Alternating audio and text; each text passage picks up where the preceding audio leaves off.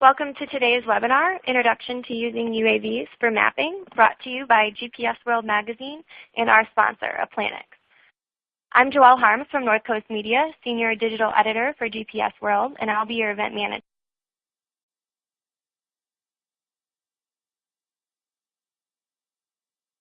Before we get started, I want to let you know that you're in a listen-only mode, although this webinar is recorded. A recording of the webinar will be posted to gpsworld.com/webinars and will also be emailed to you tomorrow. At this time, I'd like to acquaint you with the ways in which you can participate during today's presentation. Please notice the Submit button in the lower left-hand corner of your console. Just type in the box at the bottom left and click Submit to place your question in queue. We encourage you to ask questions throughout the presentation, and we will address these questions at the end during the Q&A portion. If you experience any technical difficulties during today's event, there's a Help button. It's the yellow question mark at the bottom. You may use that, which has a list of frequently asked questions, or just type in the Q&A box, and Assistant Producer Kelly Limpert or I will personally assist you. Our Twitter feed is also placed on your screen. You can use the hashtag GPSWorldWebinar to submit any questions during today's webinar or to enter into discussion with other attendees. You can learn about our speakers by viewing their photo, bio, email, and Twitter handles in the upper left-hand corner of your console. And if you're logged in your social media accounts, you can share the webinar's title, description, and URL with any friends or colleagues. Now I'd like to turn today's event over to our moderator, GPS World and Geospatial Solutions Group Publisher and Editor-in-Chief, Alan Cameron. Thank you, Joelle, and welcome to everyone around the world. It's morning where I am. It may be evening where you are, or afternoon, but at any rate, we have a great webinar lined up for you. Introduction to Using UAVs for Mapping. First, I'd like to say thanks to our sponsor, Applanix, for making this webinar possible. We're going to come at the subject from a variety of different angles because I can see from the questions that have been submitted already that we'll get to at the end of the webinar that people with various levels of experience and familiarity out in the field are attending. So we're going to hear from three speakers. We'll start with Eric Gakstatter, who's a contributor to the magazine and to the website. He's the editor of Geospatial Solutions Monthly. Eric is the proud owner of his own UAV. Actually, I think he's on his second UAV now, and he uses it for his own projects. He'll tell you about that. We hope to include Marko Peljhan. We're a little bit late in beginning the webinar because we had a bit of technical difficulty getting him patched in by phone from Slovenia, but we'll get to that later. And then we'll also hear from Doug Long from our sponsor Applanix, who will tell you about some technical considerations and experience that they've had. Without any further ado, I'm going to turn it over to Eric to begin. Eric, go ahead. Hey, thanks, Alan. Hey, great to be here this morning to talk about UAVs. Just by way of background, so I've been, of course, involved in GPS for 25 years now, and actually before when I first became involved in GPS, this is about 1990 or so.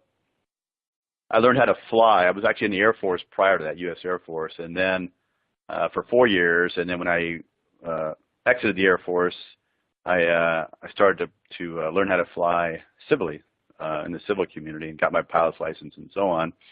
And then flew for fun for a couple of years. And then, when you start getting married and having kids and buying a house, flying is a luxury that most people can't afford at that age. And so I stopped flying. So, but I still have my license. And so when this UAV explosion started to happen a couple, 3 years ago, I started paying attention to UAVs because they're highly related to mapping, of course, and GPS. And so a pilot's license, the FAA pilot certificate is a lifelong, perpetual kind of thing. It does not expire. What does expire is your medical that's required for it. And so I went back about a year ago and updated my medical, which is valid for 2 years. So I was able. So with that, I was able to apply to the FAA for an exemption to fly UAVs commercially, because still in the U.S., if you've kept up with the regulatory climate, it's pretty difficult to be able to fly UAVs commercially almost under any circumstance. I've heard some folks say that, well, I can fly it above my own property, I can fly it above my own farm, and I'm fine, but it's actually not the case, according to the FAA at least. So the FAA rules say if you're going to fly it, anything to do with business, whether you charge for it or not, you have to go through certain procedures to qualify for that, to have FAA permission. So anyway, I applied for an FAA exemption about April this year, received approval in June, I believe it was late June, and so I've got a DJI Phantom, which is sort of it's actually a very sophisticated UAV. The first one that Alan mentioned that I had was, and I'm sorry I don't have a picture here of it, was just a simple AR drone, which is really a consumer hobby kind of thing that I bought at a local retail store. It was about $300 or $400, and you use your phone as a controller for it. But I didn't have really any kind of capability for mapping at all. I just used it for flying practice. And then several months ago, I bought a DJI Phantom, which is a much more sophisticated UAV, and I'll have a picture of it here in a minute. And it's got a 12-megapixel camera that's on a gimbal that you can move around and take shots remotely. And it's a very, very stable quadcopter. You can take it up and just let go of the controls, and it will hold steady in a pretty decent wind also.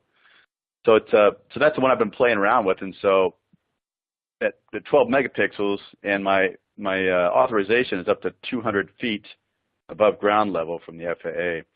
And so at 200 feet with the 12 megapixel camera, you get some pretty amazing imagery. I've flown a few projects in the last few months, and you can, I've taken shots above streams, and you can pick out rocks along the streams that are, a few centimeters in diameter. So the imagery is amazing, and not only can you get imagery, but you can also generate 3D models and DEMs and those sorts of things. And so I'm just going to show you some images here of what I've done. So here's my contact info and my Twitter handle. If you ever want to shoot an email to me and ask questions after the webinar, I'll probably do a write-up after the webinar just addressing questions and so on. So these are the two basic things that I've been using UAVs for. There's also some other things like stockpile volume calculations, but I didn't have time to get into it today given the amount of time we have. So I'm just going to cover these for a minute, and I have a few short visuals that I'll show you. So the first sort of one that people are most interested in, and I was too, is an orthophoto mosaic, which is really just a bunch of aerial photos that are stitched together and then ortho-rectified, or at least placed geographically in the correct location. The UAV I've got, and most of them out there, have a sort of a GPS or GNSS chipset in them, typically a consumer-grade chipset. But given that you're in ideal conditions with the UAV because you've got a clear line of sight to all the satellites, there's no trees or buildings in the way or any kind of obstructions, the horizontal accuracy of that chipset probably is going to be, in the 2 to 3 or 1 to 3 meter type of range. So the accuracy is actually pretty good. And that's been my experience too when I've gone out and flown and taken photos without any ground control, and now overlay it into Google Earth or to some known reference. It's in that 10-foot, 12-foot offset range. You can really see that when you do overlay on accurately placed data. And then you can also generate, which is kind of really neat. So the orthophoto is one part of it, but the really interesting and neat part, and it's sort of amazing to me that I've been able to get as good of 3D data that I have, is generating DEMs and DTMs and contour lines using a relatively inexpensive UAV. It's sort of a high-end consumer, low-end professional type of UAV. So, and I hope this image comes through okay. Oh, it's taking a minute here to push it out there. So here's a project, and it'll display here in a second. Here's a project that I flew just at a local middle school. And what I'd say the biggest challenge is finding a time when there's nobody out there, because you don't want to be flying above people. So this is a baseball diamond and part of a track at a middle school. This was on a weekend when nobody was around. And this area, just to note, is about 5 acres. And if you look at that image, you can see sort of the lighter spot is the boundary of my imagery, and then the dark parts around the edge of the imagery is from Google Earth. Okay, so you can sort of see the boundary of the area that I flew. So it's about 5 acres. So if you want to generate 3D type of products out of this, then you really need to fly at an overlap of anywhere from 70 to 90%, depending on the topography. And Doug and Marko can probably expand on that too. It gets really complicated when you're flying above areas that the ground is really homogeneous. For example, flying above water, I don't know how you do that. It's just, there's no way to differentiate each photo. Same with snow, right? Or same with heavy tree canopy. This site here was easy because there's lots of discernible features that you can stitch these photos together. Because this particular orthophoto mosaic was a combination of 240 images. So what I did is I programmed into the UAV to, I think this was a 90% overlay.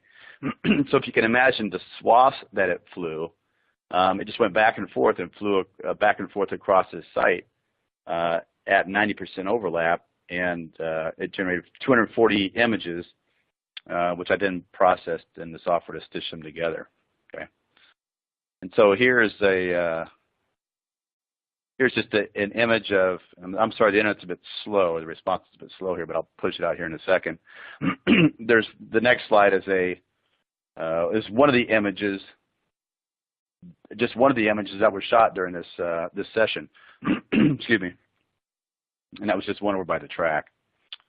And then so the next image, after I run this through, I ran it through a product called Agisoft PhotoScan Pro, and this software is designed to stitch all the images together and generate an orthophoto. And this is actually not a great view. It's this is an oblique view, in fact, a very oblique view. And if you look really close, it's probably difficult. I'll publish this in an article next month. You can see that you can actually see the baseball field in the DEM, the solid model of the DEM. Then the next slide, I'm pushing out right now, this shows a textured version of it. Okay, so then it starts to bring in all the textures from the grass and the ag field and the trees and so on. And again, this is all built from just images shot at 200 feet AGL, again at 90% overlap. This next slide is contours generated from the data.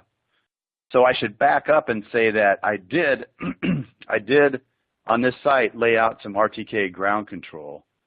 And I don't have a slide in here showing those points, but I think I had about 9 RTK ground points. And all I did was really simple. I took 9-inch paper plates and then placed them on the ground right before I flew. And then I flew it, and then later I went out with RTK and mapped those points. And then when I ran it through the software, the processing software, I was able to identify those points and then assign RTK accuracy to them. But anyway, so this is the 1-foot contours that I was able to generate, and they're pretty rough. We actually kind of did this really quick and dirty. So these are non-smooth contour lines. You sort of see that, but you do see, sort of on the right third towards the top, there's that mound. There's a mound that was out there. The terrain did drop off at the end of the baseball field down to the track, where it shows a dense number of contour lines there at 1-foot intervals. That appropriately characterizes the terrain out there. And then you also see, since we didn't strip array the trees or vegetation, you also see, where the density of the vegetation and trees were. So it was fairly accurate. We do have some LiDAR data from that same property, but I don't have it quite yet. And then what I want to do is to compare LiDAR results to the result that I got here with these. And then, of course, I'm going to display the next slide here. Then you can slide all this into Google Earth and create some kind of neat visualizations. These are the 1-foot contour lines, and this is sort of on the edge of the hill as the terrain slopes down to the track. But some really quick and dirty kind of neat visualization tools. Oh, and here's actually where you can see this slide here. You can see some of the ground control points. You see, actually, I think I made some symbols in there. If you can pick those out, they're kind of hard to see, but you can see the baseball field primarily. There's several in there. And then I used a couple of irrigation boxes for ground control also. So the next slide shows sort of all the parts and pieces that I needed to accomplish this. Here's a picture of the drone that I used. It's a DJI Phantom 3 Pro. And actually it was the least expensive of all these components, well, except for the open source GIS. But so Agisoft PhotoScan Pro is the software I used to generate the ortho photos, generate the DEM, and then from there I took the DEM into QGIS, which is an open source GIS, which generated the contours. And again, this is all really quick and dirty. We didn't really go in there and try to set up certain settings that could have made the contour lines look smoother and so on. And then I had a standard RTK setup that I used for mapping those control points. So I guess if I was looking at the different kinds of uses for this particular setup, the severe limitation of it is that for a 5-acre site, it took me probably 20 minutes to fly it. But if you think about, a 150-acre or 200-acre site, you're talking about probably 3 or 4 hours of flight time. And since each battery is only 20 minutes or so, you have lots of battery changes and so on. And so it's really not suited for a larger type of parcels of land. It's really suited for small, 5, 10, 20, 30, 40-acre. 100 acres you could probably do in a day, but it'd be a strong day. I think I've sort of hit my limit here, so I'm going to go ahead and pass it back to Alan and look forward to participating in the Q&A. All right, thanks. Excuse me. Thanks, Eric. And as Eric mentioned, we will have a question and answer session at the end of the hour. Eric raised 2 key points that I just want to restate before I pass on to Marko. One is that the UAV is not, obviously, it's not the only piece of the package that you need in order to perform this kind of task. And as Eric mentioned, it may not even be the most expensive. And the second one is that Eric did his project with what you might, it's not a hobby level UAV by any stretch of the imagination, but it is a small UAV. And capable of doing small projects or relatively small projects. For a larger type of UAV and a larger type of project, we're going to turn to Marko Peljhan from Slovenia. He's the co-founder of C-ASTRAL, and I'll let him tell you a little bit about his company, but they're engaged, among other projects, in a very interesting railway survey project in Mozambique. And obviously when you're talking about a railway, that's a very large scale. Marko, if you're there on the line, please take over and proceed. Yes, good morning, good day, and good afternoon, and good evening to everybody that is online. I hope everybody hears me. And thanks so much to Eric for this introduction. I'm very happy that actually there was such an intro into the field, so we can kind of continue from where we left. So a little bit about C-ASTRAL in the beginning. We are a company based in Slovenia, which some of you might know about and some of you might not. It's a very small country bordering Italy, the Adriatic Sea, Croatia, Hungary, and Austria, in the middle currently of the so-called refugee crisis. But besides that, of course, it's an alpine country and with a lot of mountains, and also we have our little chunk of Mediterranean coast. So we come from a place which has a lot of history in aviation. Our little town of 6,000 people is actually a small hub of aerospace here. And the first flights, first powered flights in our part of the world were done in 1909 already by the pioneers, the brothers Russian, not very far from where we fly. And where we fly is a former First World War Air Force field during the rather sad events of the First World War, which happened around here. So C-ASTRAL is a very young company. I mean, as far as companies go, we were founded in 2007 by 3 co-founders.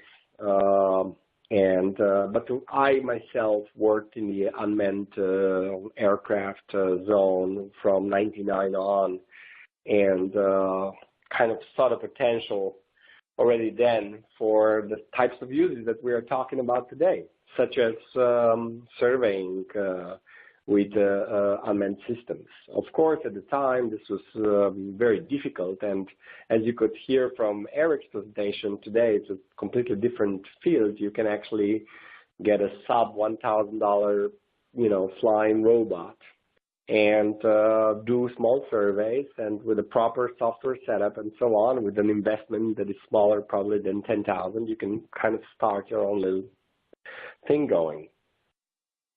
C-ASTRAL was founded from kind of a different perspective. We always saw ourselves as a niche company coming from Slovenia. You can imagine why. It's difficult to compete with, the size of companies like DJI and so on. So you have to find other niches where you fit in. And what we actually decided very early on is that we will build the kind of performance craft of this surveying world, systems that do what other systems cannot achieve, and also not only in surveying but also in other kind of market segments in the unmanned systems world.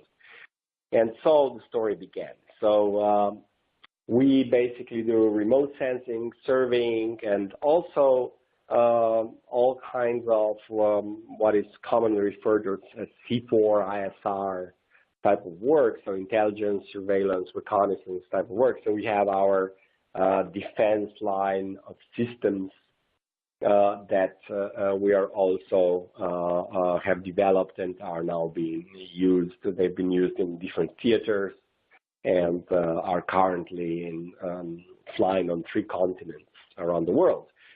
C-ASTRAL has up to now fielded a little bit less than 200 systems around the world, and it might seem not a large number, but if you think about the fact that with one of our Bramor RTK systems or a Bramor Geo, you can cover even 3,000 acres in one flight, you can imagine that these are extremely productive tools, and which differs us from other smaller systems, and that's the kind of the market segment we are in.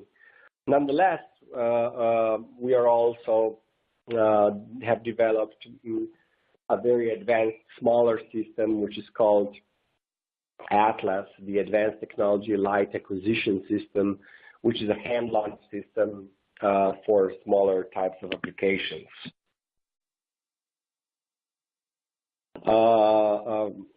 Still capable of surveying larger acreage than a DJI Phantom and flying for 1 hour and 10 to 1 hour and 15 minutes. But it's a hand-launched system. Our other systems like the Bramor that you will see now are used with a catapult and are launched with a catapult. Excuse me. We have our own flight test zone. This was a very fortunate thing, as I explained before. In a former First World War airport, where we are able to test our systems until they perform as we want them to perform. And as explained before, we're really covering a very large customer base from GIS and mapping, agriculture, precision agriculture, to oil and energy. We fielded systems with gas sensors on them that are capable of flying 200 kilometers over pipelines, detecting gas leaks, to mining in very, very difficult conditions. Up in the Andes, for example, was one of our projects that we did a few years ago, and in Chile, and public safety and the military. So our range of systems is pretty large. But what I'm going to talk about today is our RTK system, which you will see now. So the RTK, even though it's called RTK, it's actually a system that uses post-processing kinematic. And we've decided to do that because we don't need real-time precision in the air. We have an onboard navigation system that flies the aircraft, and then we also have our surveying GPS. But the system is able to fly for up to 3 hours, and it has an operational range of 200 kilometers,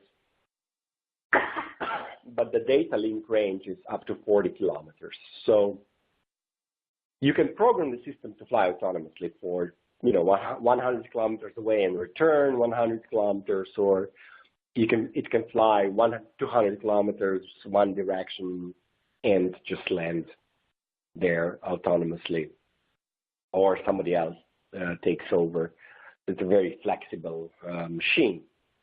For our RTK system, we use the Septentrio Aster RXM OEM GPS module, and we've done a lot of research before we decided to go with this product.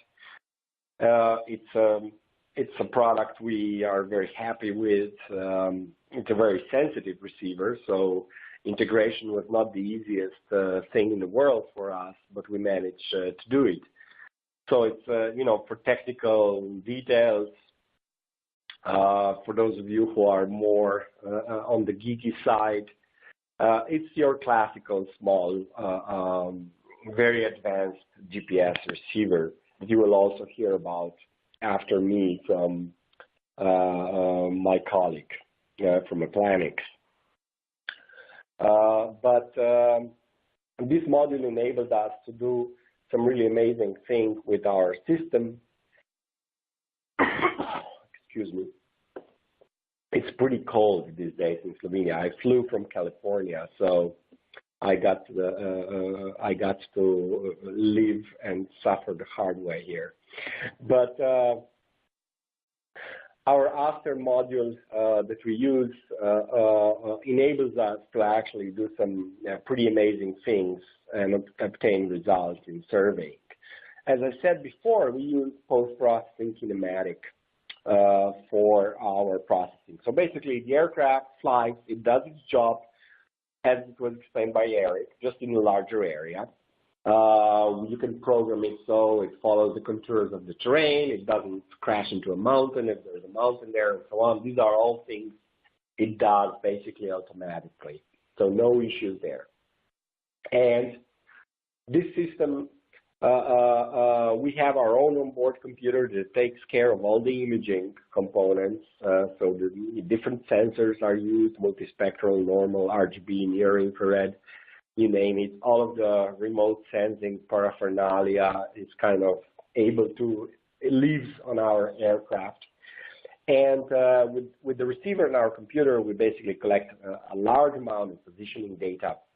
And our positioning in the air can be extremely accurate.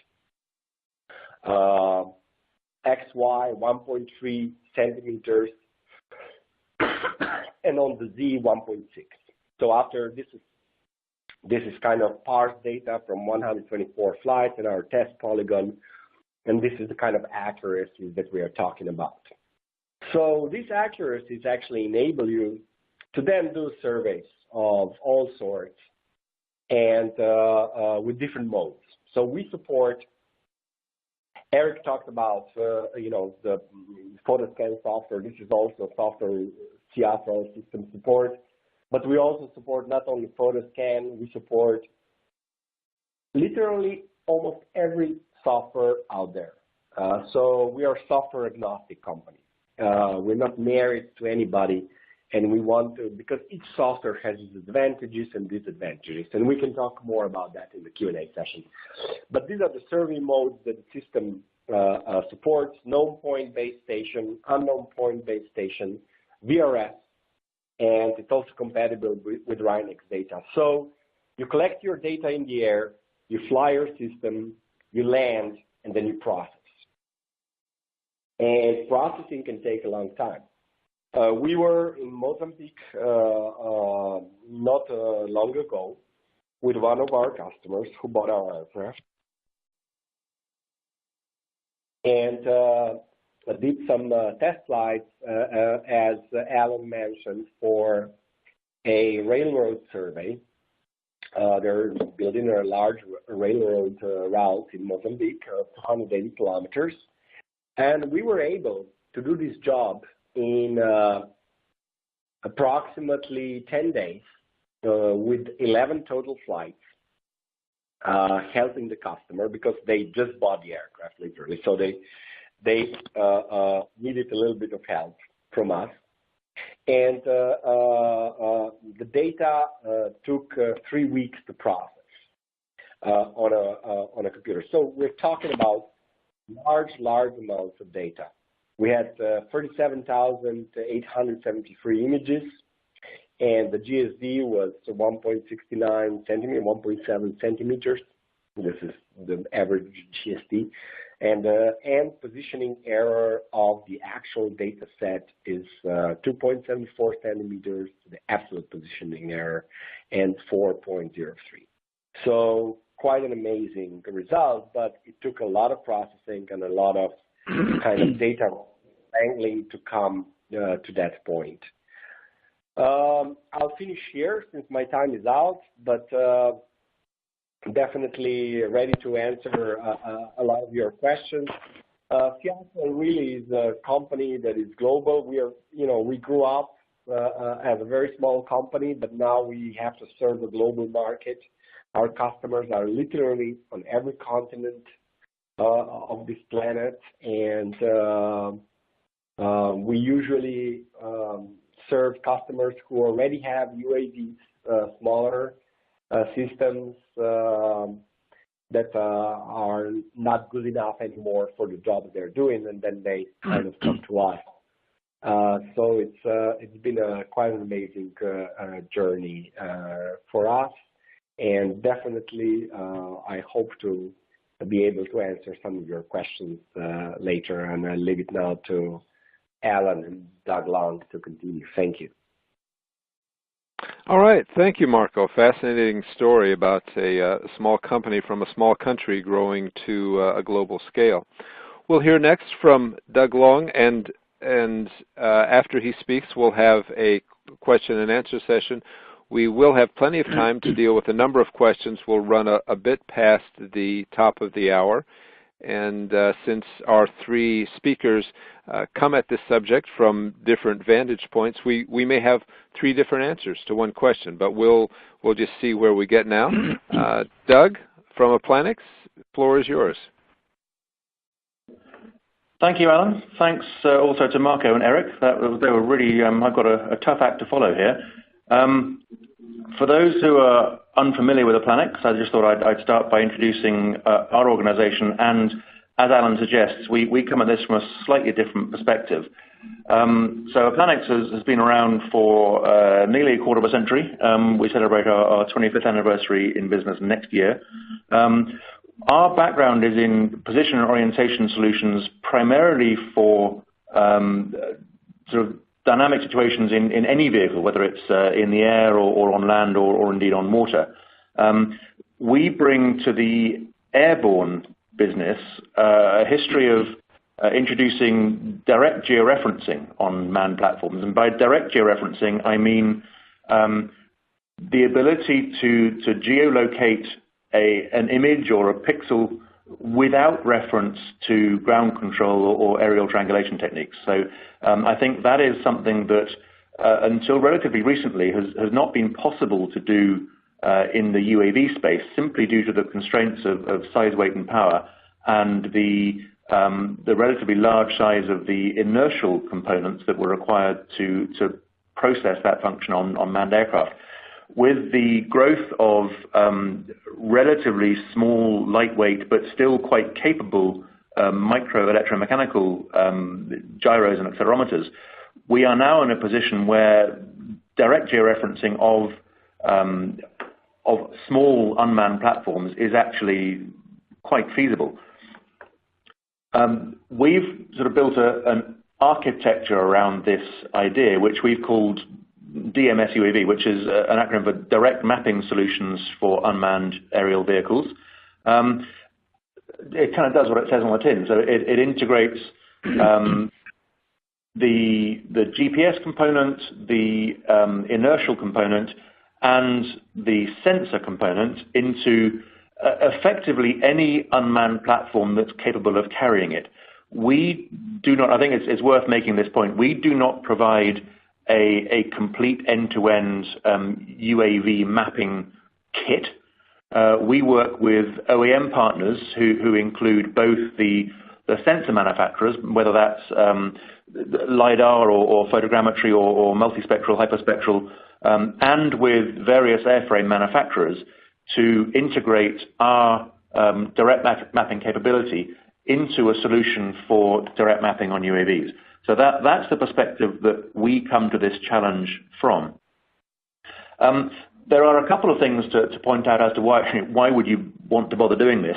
The first is that for the first time, we believe it brings to the unmanned space the truly professional mapping grade solution that the manned folks have been enjoying for some time.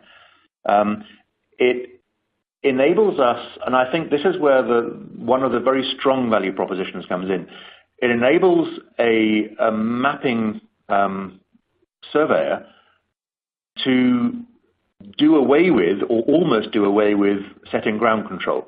One of the more time-consuming and ultimately expensive parts of an aerial survey, especially in a location where your ground truth is changing, if you're in an open-cast mine or somewhere where you've got earthworks going on, you need to be very careful about how and where you set ground control. And as was mentioned earlier, and I'll come on to this a little later on, where you've got a very homogeneous terrain, so over water being a prime example, where you simply can't set ground control and you can't easily produce tie points for photo stitching. So the ability to georeference directly from the air becomes at best critical and at least a commercial imperative.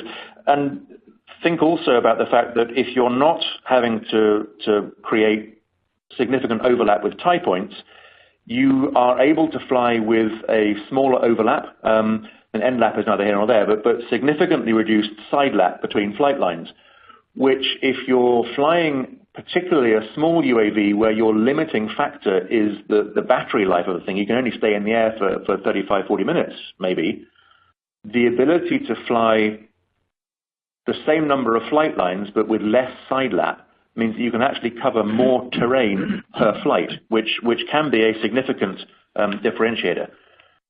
So just very briefly, I don't want to go into too much detail on a specific product. That's not the purpose of this presentation.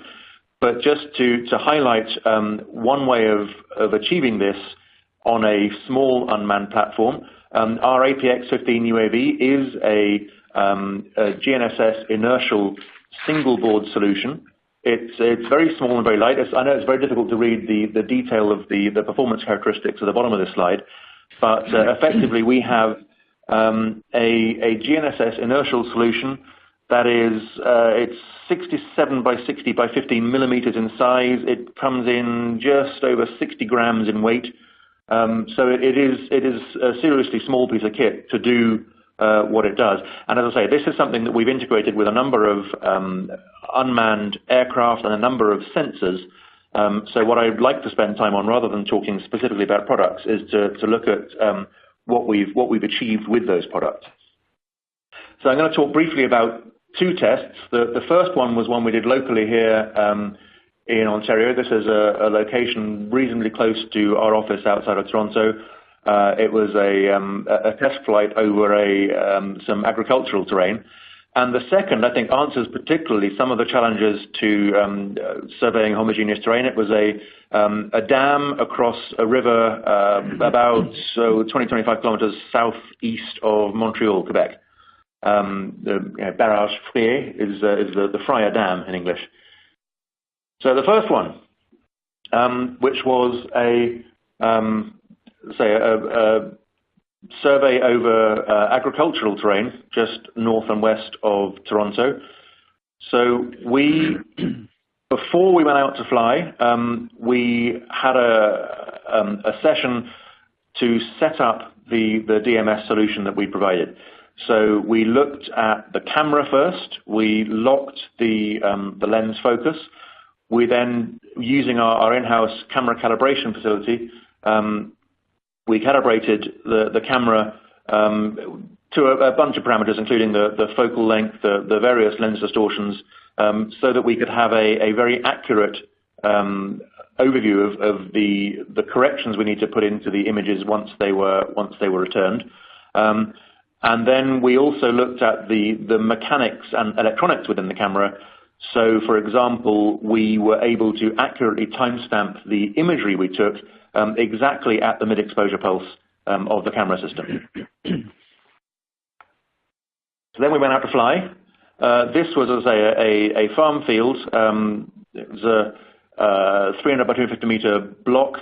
We were working at a GSD for our imagery of a little bit less than 1 centimeter, so really, really tight imagery. We flew a microdrones MD4-1000, which is a platform we worked with a fair amount in the past. The camera system, as I said, was a Sony A7R with a 50 millimeter Nikon lens. So we ran a bunch of parallel flight lines. For this test, we flew 40% side lap and a 60% end lap on the lines. Note on the bottom of this slide, I point out that we had 40 ground control points. These were set, because this was a flight test, this was a test of the accuracy of the system. We did not require these ground controls to run the flight. These were purely as a quality control measure to test the accuracy of the results we got back from the flight. And those results were processed. So we processed through POSPAC UAV, which is the specifically tuned post-processing software. Applanix produces POSPAC mapping software for manned aircraft. This is a tuned version specifically for unmanned. So we put all of the exterior orientation and bore sight angles and all the parameters we require through POSPAC UAV to come out with a solution which gave rise to some results which I will acknowledge are somewhat difficult to read. The net is that the results are as good as we would have hoped. So we have something like, for the northings and eastings, we are down to around about 2 or 3 centimeters of error. And for height, we were an average of around 10 centimeters. So that was with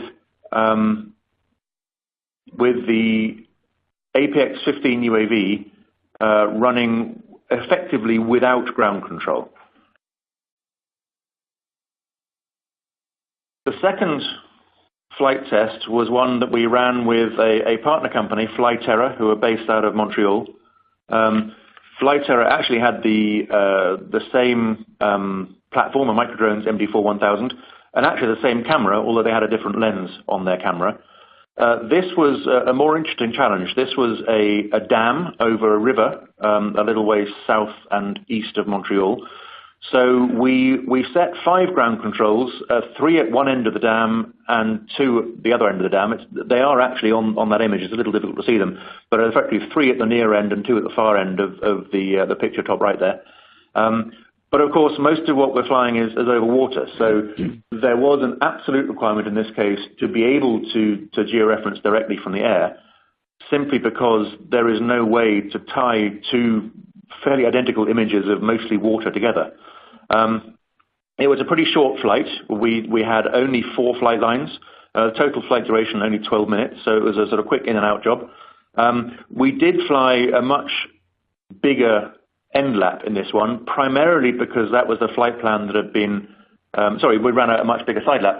Primarily that was the flight plan that had already been established for different tests, so we didn't want to change the criteria from previous test environments on this terrain. And the results we got, again, were really, I don't want to say surprisingly good, because I shouldn't be surprised by them, but they were satisfyingly good, that we had, again, error budgets in the region of sort of mean errors sub 10 centimeters for eastings and northings.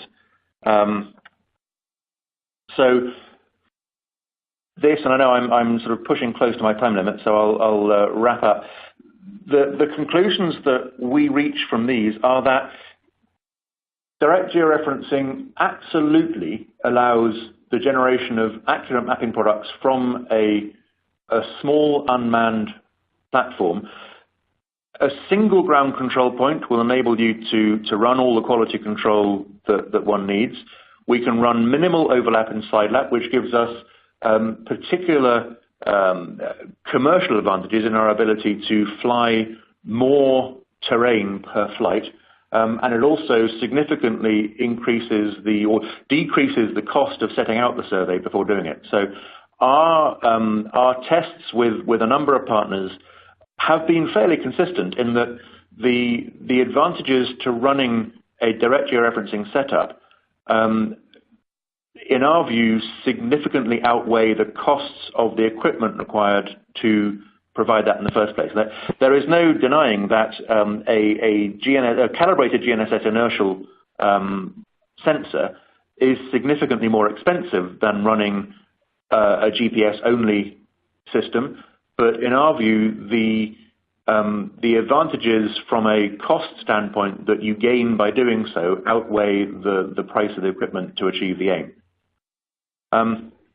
So I think it falls to me also to push one poll question to the audience before I hand back to Alan. So given what you've heard from each of us today, we'd be interested to hear, and we'll share the results with you in a couple of minutes, how likely you would be to look for a direct georeferencing solution to a UAV mapping platform in the reasonably near future.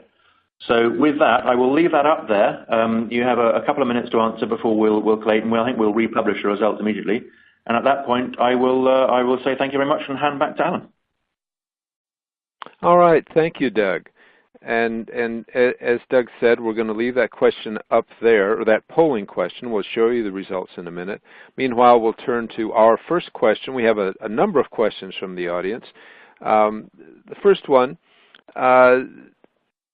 obviously we've seen projects, various projects of different scale during this webinar.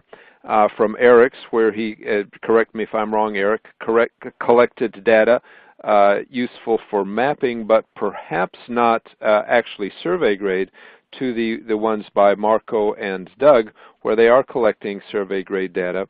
One of our listeners wants to know, can we collect survey grade measurements from the UAV survey? Well, the answer obviously is yes, but they're not just any UAV survey. There are different types of and grades, and I'm going to rephrase the question slightly for our panelists. Where do you sense that the dividing line is between the kind of lower level equipment, so to speak, and the upper level equipment, where's the dividing line where you cross over and you actually do get survey grade equipment? Why don't we try Eric, just go in the order of speakers, Eric, then Marko, then Doug. Sure. So, I mean, I think there's a couple of questions here. One is actually efficiency, and I think Doug and Marko hit on that, is that my process is really not very efficient at all that I use. I'm trying to power through, you know, even a 5-acre site. I'm laying out ground control. You know, and I'm doing the flight planning also, and then doing the post processing. It's not an automated kind of system at all. In terms of what accuracy I can achieve, you know, I think the jury's still out with me. But I've been so far. I got to say I'm fairly impressed with what I can get from a sort of high-end consumer drone. You saw the contour maps that I was able to create. Yes, I did lay ground control, but I've also flown some without laying ground control. And for example, if you just wanted a stockpile volume of a pile of aggregate, you could do that without laying any ground control at all. But ground control is a significant factor, and Doug touched on that. If you're going to fly, you know, in a homogeneous area like over water or over, let's say, even a wheat field that is just looks from the air like just, you know, it's just there's no differentiator at all. You're going to have a lot of ground control to make that work if you don't have RTK type of capabilities in the UAV. So I'll leave it at that. I do think, you know, not down to the centimeter accuracy, but certainly I think in the decimeter accuracy with the consumer drone with the appropriate ground control. All right, decimeter accuracy with a consumer drone and ground control. Marko, how about coming at that question from the opposite end of the spectrum, very high precision. How far down the line do you go, or would one have to go from your solution to where you stopped obtaining survey grade accuracy? Thanks so much for this question. Yeah, I mean, we of course try to, with our PPK process, with post-processing, without ground control. I mean, we use ground control only when we do our tests and so on to calibrate the system to see where the errors are. It becomes signal-wise and electromagnetically wise a very interesting conundrum of problems when you go to that level of precision from the air and projection, right? That's why we have an onboard computer that is doing a lot of the imaging kind of interfacing work. But on the other hand, it's, you know, these are systems, literally, as it was pointed out. So you don't have only the acquisition, which is one part, and the preciser your positioning in the air, the better your data, the projected data from the ground will be. This is kind of a fact. And the better the optics, the better the glass, the better the precision, the calibration of your optics, the better the result. So yes, you can do a lot with consumer grade systems and really cheap optics and so on, and with a very good processing behind it, and the more ground control, the merrier. But we also have systems like our Geo, which do exactly this. You still need ground control to be able to go below 5 centimeters on X and Y, and you can do that with a normal system. But with our RTK, you can achieve that without ground control, and that really means an enormous saving in the end, right? Because you don't need to lay down the points, and especially if we are talking really remote areas or extremely inaccessible areas too, or just, you know, any larger surveys that becomes, something that would take 3-4 months is done in a week. So other people have to do calculations from there on. Thank you. Thank you, Marko. Doug, do you want to approach that question? Yeah, I think between Eric and Marko, I think people have got a fairly consistent set of answers. I'm not sure how much more I have to add, except that my answer would be that it depends what you're trying to achieve. In Marko's case, obviously, if you're doing beyond line of sight a corridor mapping task, the nature of the UAV you're using will dictate the comfort level with spending money on the technology for mapping. If you're doing a volumetric calculation of an aggregate stockpile, there's really no need to have the capabilities of survey gauge results. So I think my answer would be start from the premise that you need to understand what it is you're trying to achieve, and that should be the point from which you dictate what equipment you need to do it. Yes, of course, we at Applanix can integrate a direct mapping solution into a drone quite a long way down the level, so long as it's capable of carrying a calibrated camera with a calibrated inertial GNSS system. And that's not actually these days a very high bar. So yeah, any drone that's capable of carrying a properly calibrated survey grade payload can run survey grade tasks. The question I would almost turn that question around and say, is that actually what you need to do? And if it's not, then look for something else. And equally, there are some tasks where a significantly higher level of accuracy is required. If you're flying higher above ground level, you're flying further for longer. If you're running a power line corridor mapping task in backcountry terrain in northern Alberta or up in the Rockies, there is no sensible method of getting into set ground control. So you need to have the capability in your airborne platform to do that for you. So I think, again, saying the same thing 3 times, but it really depends on what you're trying to achieve as to where in that spectrum you sit. Thanks, Doug. We have the results of our poll now. How likely are you to look for a direct georeferencing solution to mapping from a UAV platform? Well, nearly 40% of our audience says they are very likely to, and 45% somewhat likely. So that's a total of about almost 85%. The vast majority of the audience is clearly headed in this direction.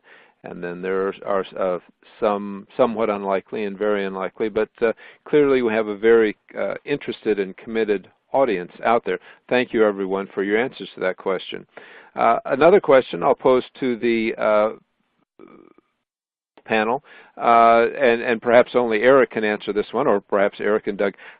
Somebody clearly interested in getting right into this, how long does it take to get FAA clearance to fly a UAV? There are new regs coming in, but Eric, you probably know them as well as anybody in the room. Yeah, so there's new ones being discussed, but the current ones that are out there right now one of the big hurdles is you have to be a FAA licensed pilot to be able to fly drones commercially. So that's sort of the big hurdle, and the cost of obtaining that license, just the direct cost is probably $7,000 to $10,000 plus the time of studying and flying and that sort of thing to get your certificate. And then once you get that, there's so you can apply for the exemption. In my case, I think I applied in April and I was given the exemption in late June, so it's about 3 months or so. But there's a whole list of constraints, and then Doug touched on one of those, and Marko too, is that one of the major constraints is line of sight. You have to maintain visual line of sight at all times, and you have to have a visual observer by your side as you're flying the drone also. So it's there's a whole list. There's probably 35 different constraints that are laid out in the exemption that I have to follow. So the line of sight window is a huge one, because you talk about flying major corridors with for transmission lines sort of thing. It's it becomes very inefficient very quickly if you have to hop, if you have to fly a half a mile and then drive over there and set up again and fly another half a mile. You have to sort of leapfrog all the way down the transmission line. One of the definitions not of line of sight is following it in your car and flying it as you're driving along in the car. That's not allowed under the exemption. So that's the short answer. Okay. Well, one of our listeners is interested in point cloud processing training. Where can you go to, or what sources do you look to get this kind of training? I can take this one. Basically,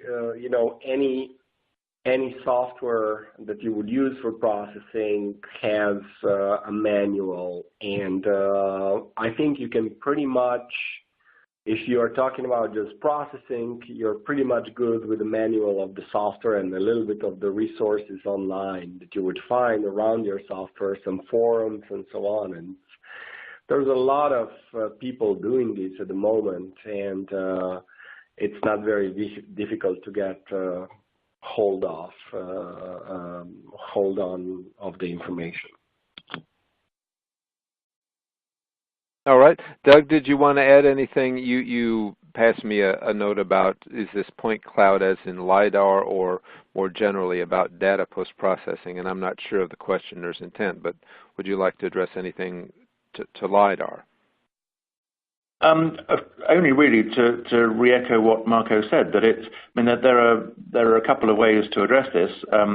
If we're talking specifically about processing a LiDAR point cloud, then your first recourse should presumably be to the manufacturer of the LiDAR, who will have workflow software either included or available.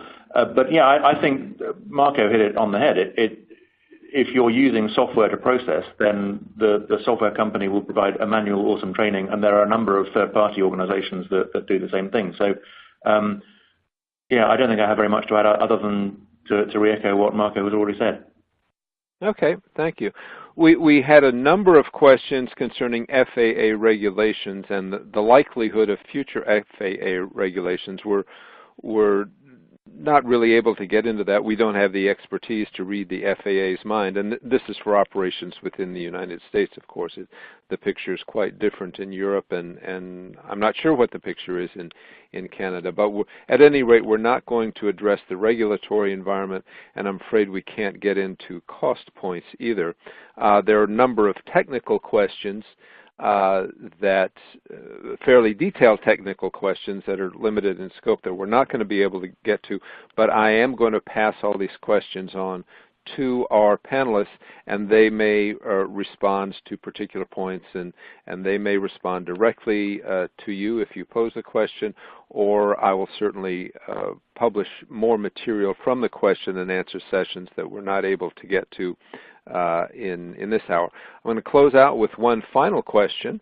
What is the best height for successful 3D mapping? Doug, you want to take that first, and then perhaps the others can weigh in. Yeah, and I think it's actually a very interesting question, because the answer changes depending, again, on what you're trying to achieve. The limiting factor in any imaging challenge is the size of the pixel on the ground. However, when you're flying a UAV at fairly low heights above ground level, that limiting factor changes and becomes effectively the limiting factor becomes the GPS accuracy.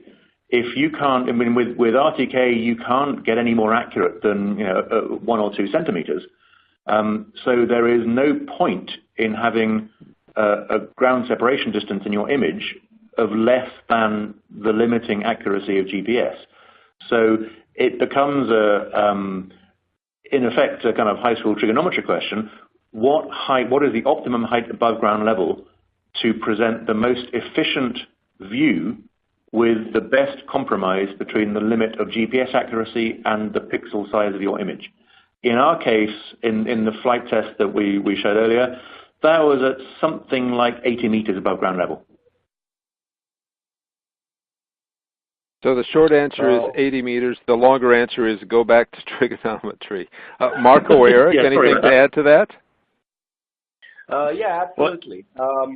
I think that 70 to 80 is a pretty good answer for sure. With a lot of our flights, 80, 90 are in that zone, but it really depends. You know, this is pure optics, right? So if you're flying a little bit higher, if you have the proper lens on your system, on your acquisition system, you will still be able to achieve that GSD. So the height is kind of, you know, it's a very, it's something that is very dynamic in the zone from, let's say, 70 to 80 meters to 150, right? You would be able to achieve RTK level accuracies with the high-end systems, depending on the optics used. After that, you know, if you go higher, then you would need the bigger aircraft and things like that. But with smaller systems, I would absolutely agree. So it's kind of a Goldilocks zone also for regulations, because the regulatory environment around the world is kind of settling on the 120 to 150 meters above ground, so 500 feet approximately above ground limits. And that's where the best surveying results can be achieved. So that's not too bad for the industry and for the development. So I think it's we're lucky that is the case. Yeah, so the flight that I did, I flew it at 65 meters because that's the regulatory limitation that I can fly. I was given permission to fly up to 200 feet AGL. Would I like to fly higher? I think so, because I mean, if I do my mission planning and I want to fly, for example, a 100-acre piece of land, the difference in battery changes and complexity of planning, if I go from 200 feet to 250 feet, things happen much faster in terms of flight time and the field and so on. And I can probably reduce my ground control a bit too. So for me, I'd like to go higher, but it's a regulatory limitation. Now at 200 feet, you know, I'm getting about 1 centimeter per pixel. And like Doug said, you know, that's sort of overkill. You really don't need to have that. But given the limitation of the regulatory constraint, I'm stuck at 65 meters as the highest I can go. Yeah. That said, you can't apply for a COA to go higher than that, but then you have to have special permission from FAA, and then who knows how long it takes to get the project permission. It could be months before you get that, and it's, you know, that can be a big impediment. Yeah, we have a few people flying in the States a little bit higher, mostly doing surveys with in agriculture and so on. So there's, you know, it depends. It really depends on the areas and things like that. But it's true, you know, the higher you fly, and if you don't need that kind of accuracy, if you are happy with accuracies of around 10 centimeters, you know, where because of the higher GSD, you will not have the accuracy of your imaging, then your precision, you know, you can have a precise GPS, but with higher altitude, your overall absolute accuracy will go down a little bit. But if you're okay with that, and if that's the type of survey you're doing, then you cover more terrain. The higher you fly, the more you cover. So it's we have a calculator on our website, on C-ASTRAL.com, where people can go and kind of type in the numbers and figure it all out. How does that work? So we kind of built a tool because this is a very good question, and it's not an easy answer. So it's nice to have tool for that. And I think our colleagues from Trimble have a similar thing too. So. Yes. Online calculators at C-ASTRAL.com and at Trimble.com. I can't give you the exact URL, but I do believe there is one there. I'm going to wind up, conclude the webinar at this point. I want to thank our speakers, Eric Gakstatter, Marko Peljhan, and Doug Long. I want to thank Doug doubly for providing the wherewithal for this webinar, sponsorship by Applanix, as well as the expert knowledge he supplied. And I want to thank all you attendees from around the world. You found the content compelling. I can tell that because attendance stayed just about level throughout the length of the webinar.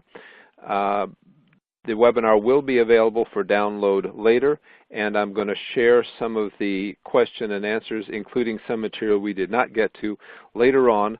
Stay tuned to gpsworld.com and to the magazine. There will be notices about its availability there.